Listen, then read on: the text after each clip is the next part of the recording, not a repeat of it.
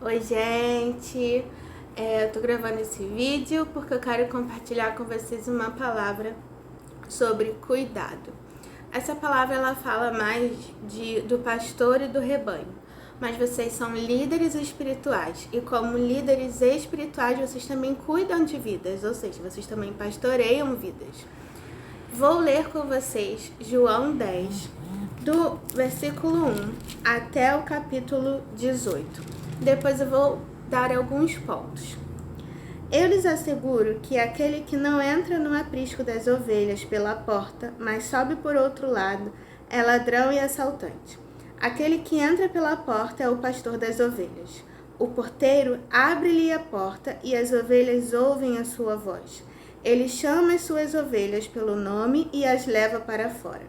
Depois de conduzir para fora todas as suas ovelhas, vai adiante delas e estas o seguem, porque conhecem a sua voz. Mas nunca seguirão um estranho, na verdade fugirão dele, porque não reconhecem a voz de estranhos. Jesus usou essa comparação, mas eles não compreenderam o que lhes estava falando. Então Jesus afirmou de novo: digo-lhes a verdade, eu sou a porta das ovelhas. Todos os que vieram antes de mim eram ladrões e assaltantes, mas as ovelhas não os ouviram. Eu sou a porta. Quem entra por mim será salvo. Entrará e sairá e encontrará pastagem. O ladrão vem apenas para roubar, matar e destruir. Eu vim para que tenham vida e a tenham plenamente. Eu sou o bom pastor. O bom pastor dá a sua vida pelas ovelhas. O assalariado não é o pastor a quem as ovelhas pertencem. Assim, quando vê que o lobo vem, abandona as ovelhas e foge. Então o lobo ataca o rebanho e o dispersa. Ele foge porque é assalariado e não se importa com as ovelhas. Eu sou o bom pastor. Conheço as minhas ovelhas e elas me conhecem. Assim como o Pai me conhece e eu conheço o Pai. E dou a minha vida pelas ovelhas. Tenho outras ovelhas que não são deste aprisco. É necessário que eu as conduza também. Elas ouvirão a minha voz e haverá um só rebanho e um só pastor. Por isso é que meu Pai me ama, porque eu dou a minha vida para retomá-la. Ninguém a tira de mim, mas eu a dou por minha espontânea vontade. Tenho autoridade para dá-la e para retomá-la. Essa ordem recebi de meu Pai. Vou parar por aqui.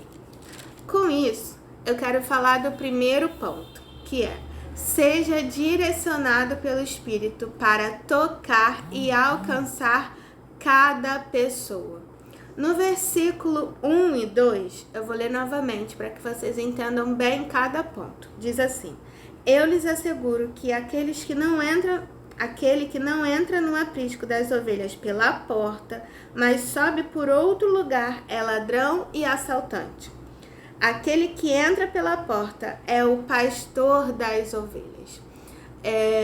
Nós devemos entrar pela porta. O que isso significa? Nós devemos respeitar o espaço das pessoas. Nós não podemos invadir a vida de ninguém.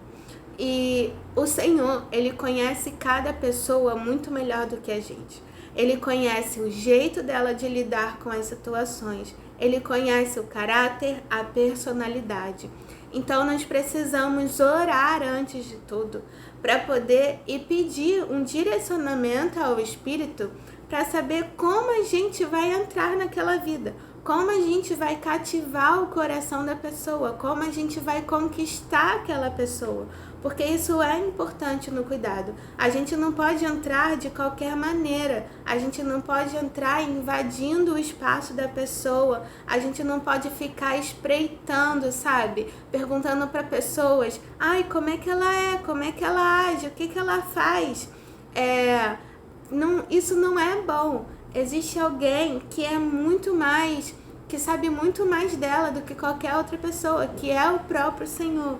Então a gente precisa orar e pedir direcionamento ao Espírito Santo de como a gente entra. Isso, quando a gente faz isso, a gente está entrando pela porta. A gente está sendo respeitoso, a gente não está invadindo o espaço de ninguém. Isso é muito importante. Eu sei que muitas vezes é difícil quando chega alguém novo, a gente não sabe, a gente não conhece muito bem aquele voluntário, a gente não conhece muito bem aquela pessoa. Algumas pessoas a gente fica até meio temeroso de como lidar com aquela pessoa. Às vezes é uma pessoa muito fechada, isso acaba criando um afastamento e muitas vezes a gente não quer nem saber, a gente sai entrando de qualquer jeito, perguntando de qualquer jeito, só que isso não é bom, porque às vezes o nosso qualquer jeito, às vezes o nosso invadir vai fazer com que a pessoa recue, vai fazer com que a pessoa sinta medo, vai fazer com que a pessoa não queira se abrir, porque ela está se sentindo invadida. E a gente não deve fazer com que a pessoa se sinta invadida no cuidado, pelo contrário, a gente tem que deixar ela à vontade, porque é a vida dela, é a casa dela. Pensa numa casa que tem uma porta, é a casa dela, é a vida dela. Ninguém gosta de ser invadido. As pessoas gostam de abrir a porta e deixar a gente entrar. E é isso que a gente tem que fazer. A gente tem que bater na porta e entrar pela porta, mas não sair abrindo também de qualquer jeito. É permitir com que a pessoa abra. E o respeito, estratégias, o discernimento do Espírito, o conduzir do Espírito Santo vai nos ajudar a isso. Amém? O segundo ponto é: seja conhecido entre as pessoas que cuida. Isso está em João 10, do 4 ao 5. Depois de conduzir para fora todas as suas ovelhas, vai adiante delas, e estas os seguem, porque conhecem a sua voz, mas nunca seguirão um estranho. Na verdade, fugirão dele, porque não reconhecem a voz de estranhos. Então, nós precisamos ser conhecidos pelas pessoas que cuidamos. Se as pessoas não reconhecem a nossa voz, se as pessoas não olham pra gente e nos enxergam como autoridade, e nos enxergam como alguém que eles podem encontrar descanso, que eles podem encontrar um ombro amigo, que eles podem encontrar uma palavra de conselho, uma palavra de instrução, que eles podem encontrar de fato cuidado, elas nunca vão se sentir seguras, elas nunca vão querer se aproximar da gente, porque elas não nos reconhecem. Para que as pessoas reconheçam a nossa voz, a pessoa precisa andar com a gente.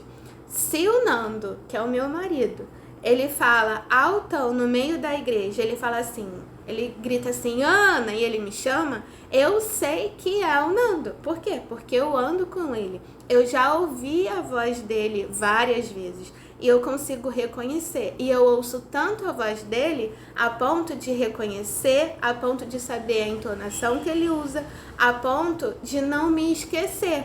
Se eu ouço uma vez só, conheci alguém na rua um dia, sei lá, tá na fila do banco, começo a conversar com aquela pessoa e eu nunca mais vejo aquela pessoa, possivelmente eu posso até lembrar dela, mas com o tempo eu não vou lembrar como era a voz dela, como que ela falava.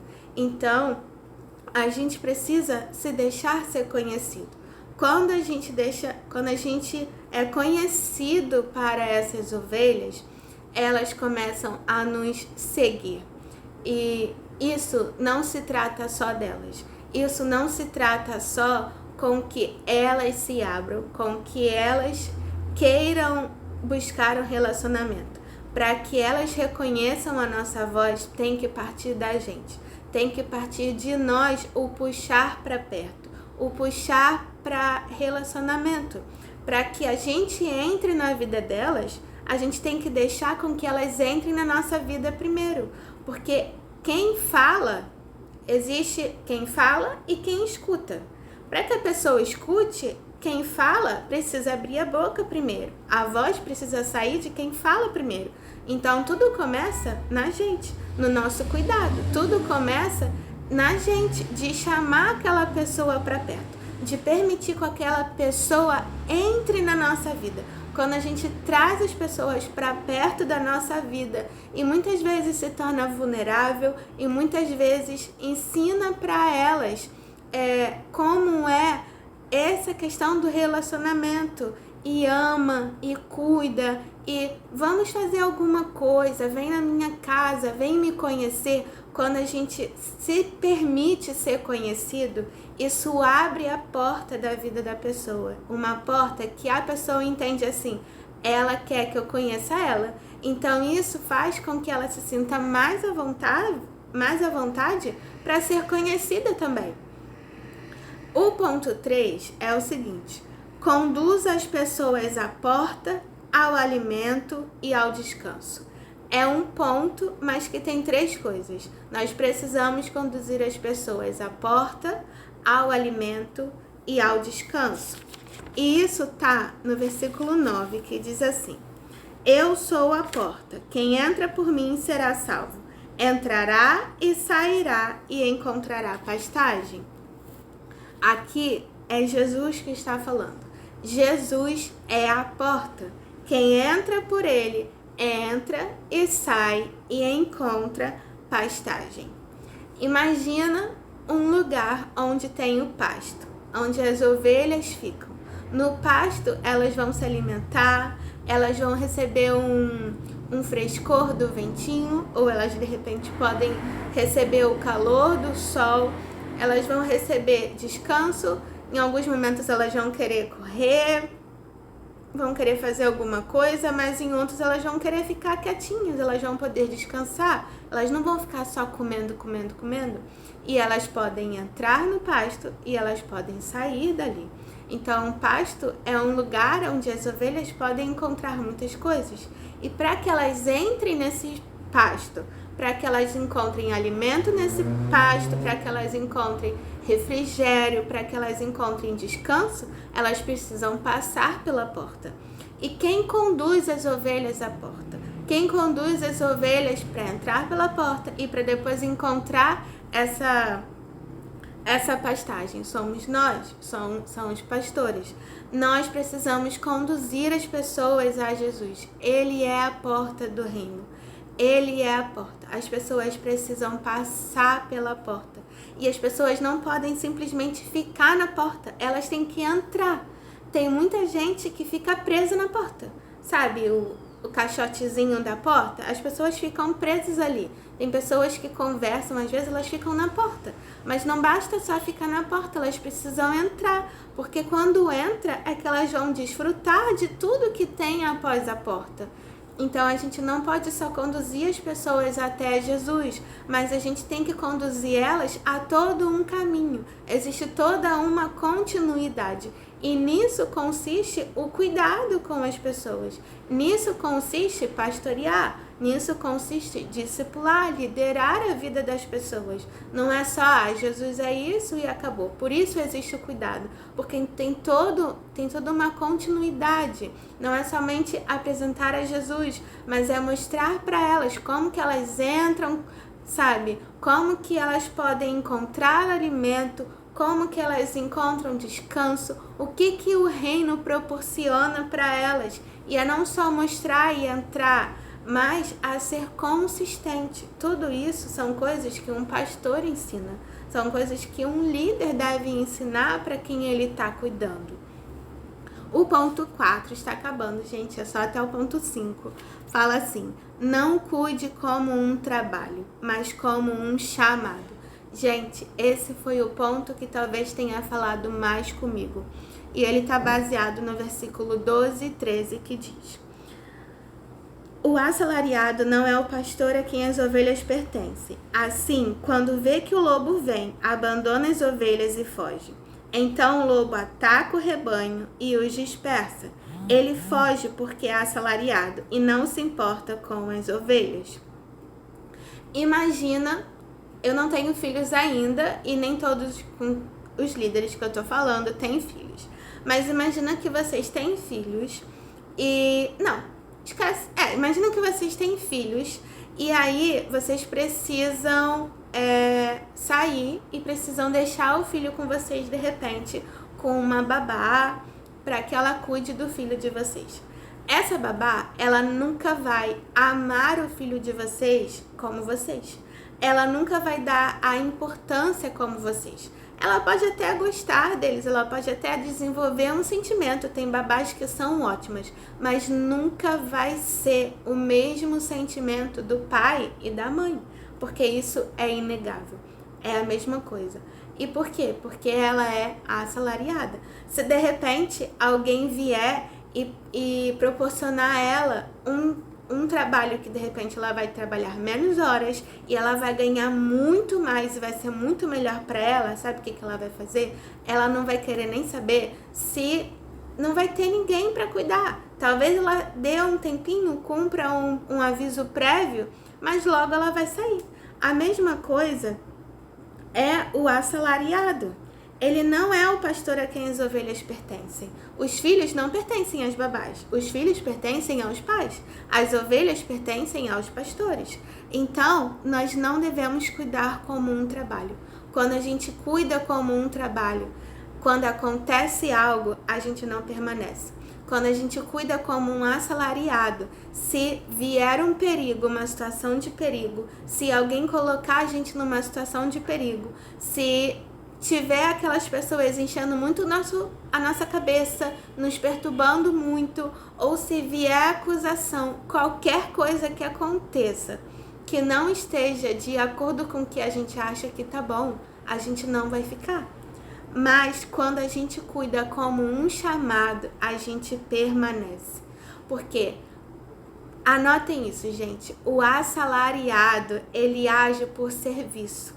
É um serviço dele, ele tá ali todo mês, ele vai ganhar o dinheiro dele e ele bate ponto e ele não tem tanto comprometimento, ele não compromete a vida toda dele, ele compromete um horário específico.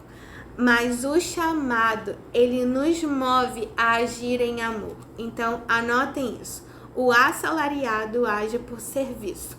O chamado nos move a agir em amor.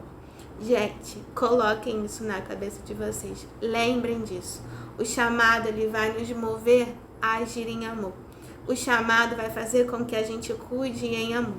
O chamado vai fazer com que a gente entregue tudo para que a gente consiga alcançar a vida de alguém.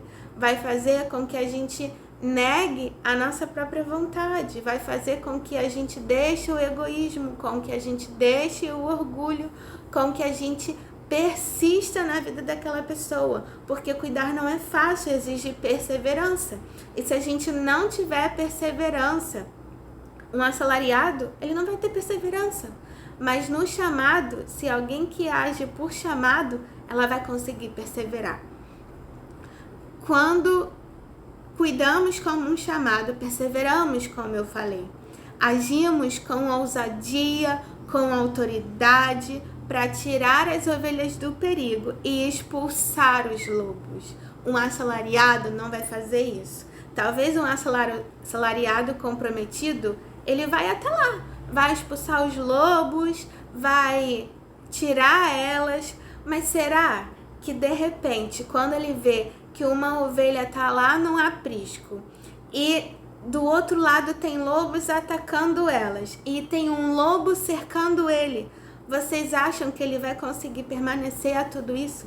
Ele vai querer fugir, ele vai querer correr, ele vai falar assim, o que eu ganho não é suficiente para o que eu estou passando, porque um assalariado sempre pensa isso. Nós pensamos isso muitas vezes no nosso trabalho, em coisas que a gente ganha dinheiro mesmo, a gente fala, eu não sou digno de passar por isso que eu estou passando, vou pedir demissão, vou sair, porque o que eu estou vivendo é uma injustiça. O assalariado vai falar isso, eu não estou aqui pelo que eu ganho, eu não estou aqui por isso, para sair correndo, para me cansar, porque uma vai se jogar do aprisco, as outras estão com lobos, e tem lobo seguindo também a mim, ele vai sair correndo e ele vai abandonar as ovelhas em algum momento. E não é esse o propósito de Deus pra gente. Ele não quer que a gente abandone ninguém. Ele quer que a gente persevere pelas vidas. Ele quer que a gente alcance, ele quer que a gente consiga cuidar das ovelhas com todo o amor, com todo o zelo, com todo o carinho, sabe? Com toda a paciência, com toda a perseverança. É um trabalho cansativo às vezes, é um trabalho árduo, vai exigir muitas vezes esforço físico. Imagina quando a palavra diz que ele sai por causa daquela que está distante, por causa daquela que vai se tacar, ela já tá no aprisco.